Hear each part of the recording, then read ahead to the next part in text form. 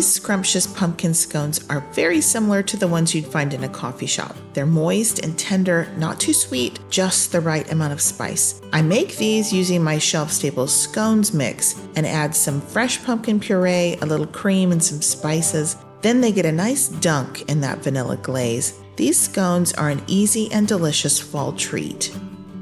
Well, hi there everyone. My name is Kareth. I'm a wife, a mom, an author, and a cook. On this channel, I like to create recipes using freeze-dried food. Sometimes it's completely shelf-stable, like a meal or a mix in a jar. Other times, I combine freeze-dried with fresh, but all the time, it's delicious. I'm here to help people who have freeze-dried food on their shelves to know how to cook with it. I test out recipes so you don't have to. Welcome to the Freeze-Dried Foodie. The original scones mix recipe that I'm basing this recipe on is very similar to my biscuit mix, and I will include the recipe, the full recipe for that scones mix down below, because you're going to need to have that in order to make this. In addition to that, I just have a few other ingredients, including some pumpkin puree, some pumpkin pie spice, a little bit of powdered sugar, and then some heavy cream. Now, I put a list up on the screen of the ingredients that you'll need to make these things, and then I'll put the exact measurements down in the description box below the video. I have made a couple of other types of scones on my channel before, including strawberry scones and blueberry scones. And this pumpkin scones recipe, it's very similar to that. I am going to add a little bit of extra powdered sugar here. I wanted these a little bit more on the sweet side. And then that pumpkin pie spice, y'all, that is amazing. It's so good. If you don't have that, you can just use mostly cinnamon and maybe a little bit of ginger and some allspice and cloves. All right, we need some pumpkin for our pumpkin scones, and I'm just using the leftover pumpkin puree that I had after I made those pumpkin donut holes the other day. Those were so good. I'll link to that recipe. Now you need some type of liquid for these scones, and I made this as a just add water recipe. You could use all water, but I think the heavy cream is really good here. So I'm adding a little bit of heavy cream and a little bit of water. All right, and then you just give these a mix. You don't want to over mix these, because just like any biscuit recipe, if you over mix, you can tend to have some tough biscuits or scones. So anyway, just mix it until it's well combined. And then you're going to need to turn that out onto a floured surface. And if you'll notice, the dough is a little bit sticky looking, like it looks a little bit wet. I mean, we've got the pumpkin puree in there, right? But you should be able to handle it just fine as long as you flour your hands and you flour the surface. So I just patted that out into a disc and then folded it over a couple of times. I think that helps with rise in the oven. And then I'm patting it out again into a disc, and you want to pat it out to about 1/2 inch thickness. And then I hope you have your oven preheated already, because you saw how fast that was, right? It comes together really fast. I just think the easiest way to cut this is to pat it out into a circle and then cut it into little triangles like pie slices. And that will give you 8 scones, and you can bake that in a 400-degree oven for about 15 minutes. That's all it takes. And then you should get a little bit of browning on the tops and the edges there, and it should be just perfect. You'll get a really nice rise in the oven. They poof up really nicely. These are a very light scone. If you have never had my scones mix before, I think you're going to really like that mix. And like I said, you can make multiple flavors out of this.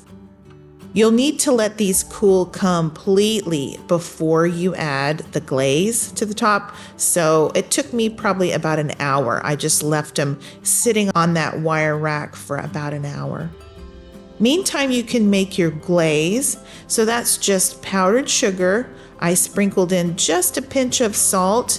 I added some heavy cream and some vanilla. And this right here is going to make a really yummy vanilla glaze. I also think I put a tablespoon of melted butter in there because that makes it even better. All right, so that's the consistency you want in your glaze. Now, if you wanted to, you could just go ahead and add a little bit of pumpkin puree straight to that vanilla glaze and a little pumpkin pie spice and make that entire thing into a pumpkin spice vanilla glaze. But I thought what I'd do is I would make 2 little batches of this because I saw online a copycat recipe for Starbucks scones. And they had the little stripe, the little orange stripe of the pumpkin spice drizzle. And I thought it was really pretty. So that's what I decided to do. Okay, so when they are completely cooled, you'll just give these scones a good dunk. And that's all I did was I turned them upside down and I dipped them straight into the glaze. Let it kind of run off the edge there. You have to let that glaze harden. So I think I left it alone for probably half an hour at least before I added the drizzle.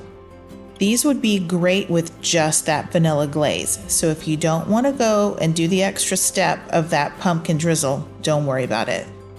So there's that little pumpkin glaze, and I just transferred it into a sandwich bag, and I cut a tiny, tiny tip off of the corner of that bag in order to do the drizzle. And y'all, that's all there is to it.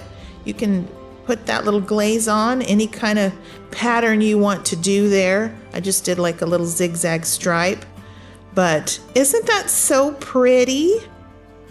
I just think it's so pretty. And let me tell y'all, these smell so good. It makes your kitchen smell amazing, just like a bakery in here.